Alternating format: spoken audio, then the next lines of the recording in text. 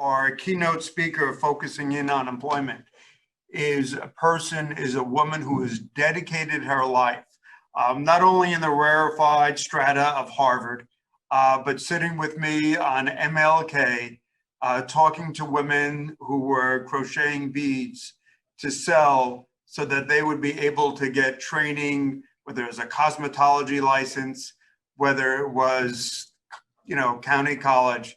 And so it's someone who gives back continuously.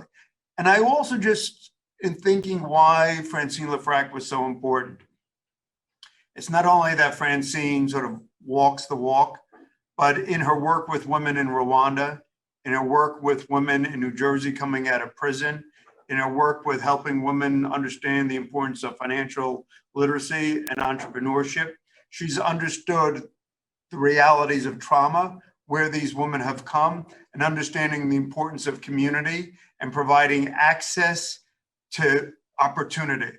And so somebody who's given a hand up to so many women, it's my great honor to introduce a philanthropist, a longtime supporter of NJRC, of our women in real tangible ways when it's counted, Francine LeFrak. Thank you, Jim, for this great opportunity to speak today on the critical importance of workforce training, employment, financial literacy, especially for women re-entering society from prison. Jim, you gave me a very special opportunity, and I'll always be grateful to you. But as you well know, the coronavirus pandemic devastated New York City, and Queens became the epicenter of the virus. We all saw glimpses of the food lines on the news, and we were all devastated by the families, especially all the young women and their small children lining up for hours to eat. These families were going to bed hungry. And I knew that I had to do something. And as you know, my passion and my mission is to change lives by providing access to training and education. But during unprecedented times, I recognized that I had to do something that was unprecedented, which was to pivot. It's difficult to focus on job training while you're busy worrying about hunger and how to feed your children. So working side by side with the food bank for New York City, we were able to provide over 2 million meals to the families most affected in Queens. As you know, 1/3 of the food pantries in Queens had closed, but the demand increased 400 times. So we started a refrigeration program for 17 food pantries. But still 38% of children were receiving smaller meals each day as families labored to stretch the available food further and further. But food wasn't the only stressor on women. Homeschooling their children, losing their jobs, caring for sick relatives while trying to stay safe compounded the COVID impact. An alarmingly high number of women have been forced to exit the workforce, potentially impacting them for a generation. The challenges for women are so substantial, but for those leaving incarceration and reentering society during this time of COVID, the hurdles they have to come are just enormous. Jim, women returning home from prison face so many things like loneliness, the loss of their children, the drug abuse, the barriers presented by trying to become an active member of society. COVID just added an additional problem. No employment available, childcare available, an inability to even be close to the ones we loved. So now I'd love to share the context and perspective that I bring to the topic. I feel like I understand women and trauma. As you know, I produce social issue movies wanting to shed light on specific topics like the scourge of AIDS, the war in Bosnia, global conflicts, and mothers in prison and the children they left behind. So shedding light on the Rwandan genocide, where 1 million people were murdered in 100 days, became a priority to me. Rwanda was ravaged, and repairing it was left up to the women who had survived these unspeakable crimes. The genocide impacted so many people, but the barbaric impact on women was unimaginable. Women were victims of violent rape. The UN reported 250,000 women were raped, and 70% of them contracted HIV. Besides not having their health, these women didn't have money to survive. They couldn't even afford transportation to pick up the free HIV medicine that was available to them. When I met them, they were living to die. I knew these women needed a hand up to rebuild their lives. And as you said, I believe the talent is everywhere, but opportunity isn't. And these women were talented. Now, personally, I've always loved jewelry, so I thought we could use their talents to make beautiful, intricate jewelry that could be sold around the world. As you know, the greatest philanthropy for me is a job, not a handout. And I knew the jobs would win. In 2008, I founded Same Sky in Rwanda with the idea that we all live under the same sky and see the same stars and moon. We are all connected. Same Sky began with employing 4 women, and it grew to over 200 women. I witnessed firsthand how the impact of having a job changed lives. The women had community where they sat in a circle while working. They shared their problems and eventually their dreams. Each bead they crocheted represented hope. They created a community that not only changed each woman for the better, but also empowered their children. I saw their children sleep on a mattress for the first time, attend school in uniforms, buy books, pay their school fees, and be able to afford a juice. Working gave the women and their families dignity and respect. Working actually made the women safer. There were less cases of sexual violence and abuse. One of the artisans, Clementine, was seriously ill with HIV. But when she met her doctor, he asked, "My God, your health improved so dramatically, Clementine. What are you doing?" She said proudly, "I have a job. I know a job is the secret sauce to a better life for women." And the combination of skill building, job training, and earning an income is a game changer. So after we established our work in Rwanda, I knew it was imperative to turn our focus to America. And that's when wonderful Jim McGreevy spoke to me about the challenges he was having helping women from Hudson County Jail get a job.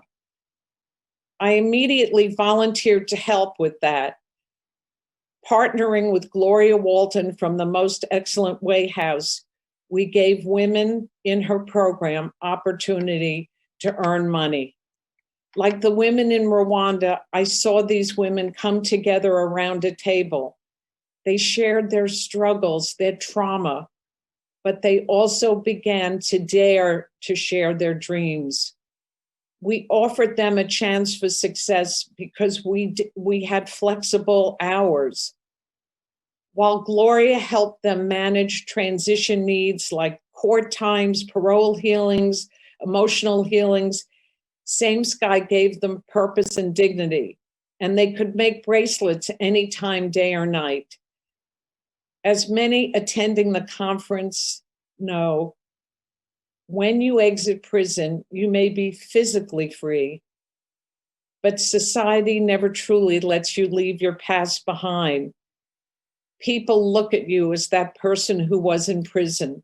You will always have that stigma for one bad mistake that dictates how you see yourself and how others see you.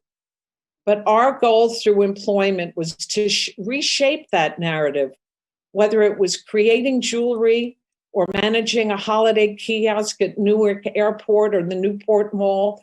The women were in contact with other people and developed feelings of pride. They were reminded of their worth. Barbara, one of the artisans, said she couldn't be at the Newport Mall because it was where she had committed shoplifting more than 6 times and got arrested.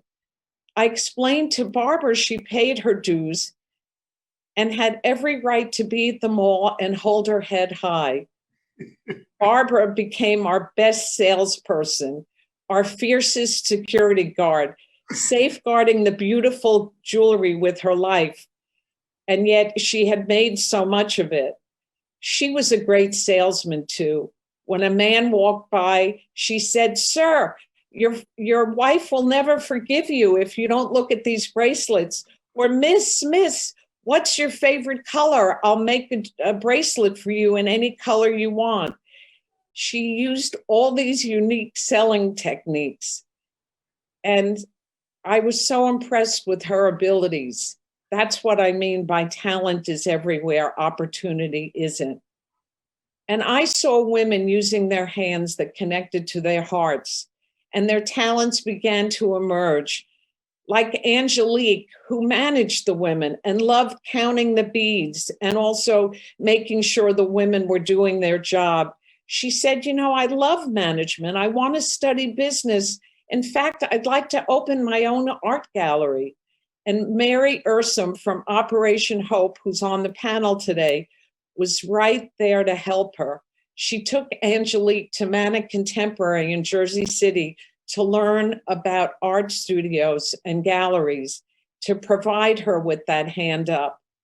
And then there was Cassie, who wanted to her own salon, but it had to be with a red carpet because she said every woman deserved to walk on a red carpet because she deserves confidence.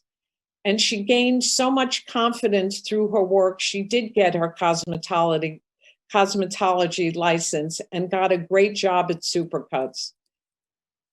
The journey to success for the women released from jail was framed by our success in Rwanda. But I'm really proud to say that none of the 200 women we worked with from Hudson County Jail returned to prison. And this environment where 75% return within the first 3 years. And I'm not making these numbers up. Women need trauma-informed care to ensure that their medical and behavioral well-being is intact. The failure to address trauma is a substantial barrier to these women. Not only does it devastate them emotionally and mentally, but it becomes so difficult for them to gain employment upon reentry. I urge the Women's Project to not only support healthcare navigators, but combine it with job skill programming and financial literacy with trauma-informed therapeutic interventions. In these programs, women can prioritize their mental health, their employment, and achieve a more stable, healthy future. For these programs to come to fruition and make real improvements in the lives of these women, support and encouragement from a state, a business community, and communal perspective is an absolute must. Working together, you can identify industries that are reentry friendly and develop training needed for the women to succeed in their new lives, and they will succeed. This will be a strong step towards providing a hand up. The Francine A. LeFrak Foundation Job Training and Technology Programs tries to accomplish these goals, meeting women where they are. We seek to build a spirit of community, practice radical acceptance, and provide a stable, healthy compassionate environment for women so they can reclaim their lives. Our programs are designed to provide that hand up. They include micro grants, not loans, micro grants to remove whatever barrier, as well as computer training to be job ready, skill building, and financial literacy. Our mission is to provide women with the resources they need to succeed. Using the same Sky model, we can collectively anchor these women coming out of prison in a community by providing needed treatment, support systems, and training. If we can do that, their lives will be much brighter and the lives of their children. Now, Muhammad Yunus said, a human being is born into this world fully equipped, not only to take care of herself, but also to contribute to enlarging the well-being of the world. Some get the chance to explore their potential, but many never get any opportunity during their lifetime to unwrap the wonderful gifts they were born with. Isn't it time we help these women, regardless of the background and experience, find an opportunity to use their gifts? I urge all of you to give these talented women a chance, and I'm very grateful to Jim McGreevy for giving me a chance to express this. Thank you so much. Thank you so much, Francine, and thank you. I just also want to